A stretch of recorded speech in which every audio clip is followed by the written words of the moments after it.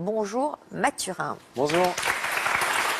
Alors c'est grâce à votre livre que nos équipes sont entrées en contact avec vous il y a quelques semaines, car le personnage principal de cet ouvrage est assez inattendu, pour le moins.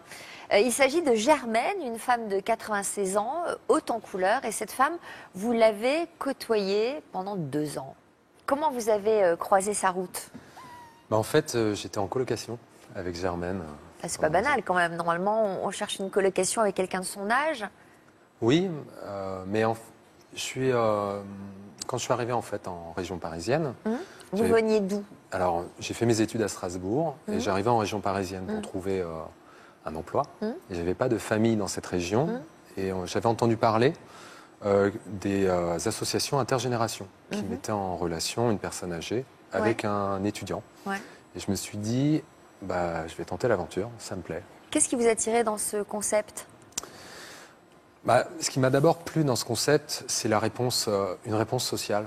En fait, je trouvais que quand on peut aider à sortir une personne âgée de la solitude et un étudiant qui a des problèmes financiers, mettre ces deux personnes-là sous le même toit, je trouvais que c'était une réponse sociale qui était géniale.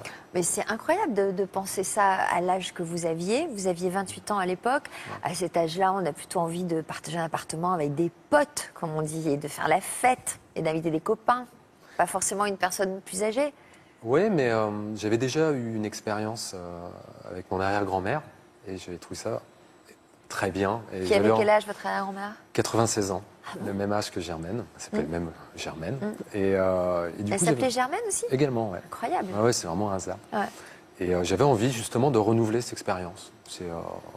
Voilà, c'était une manière de prolonger. Donc, quand vous avez rencontré Germaine, comment ça s'est passé? Quelle impression avez-vous eue? Quand on a pris le thé, justement, on a... Elle était seule quand vous l'avez rencontrée? Non, il y avait ses deux fils qui étaient là. Et tout de suite, au premier abord, j'ai trouvé que c'était une dame très pudique, élégante et qui avait le souci du détail, qui me questionnait vraiment sur ce que je faisais. Donc j'avais profité de cette occasion pour lui amener mes dessins, ce qui permettait un peu de briser la glace et d'avoir un lien d'accroche.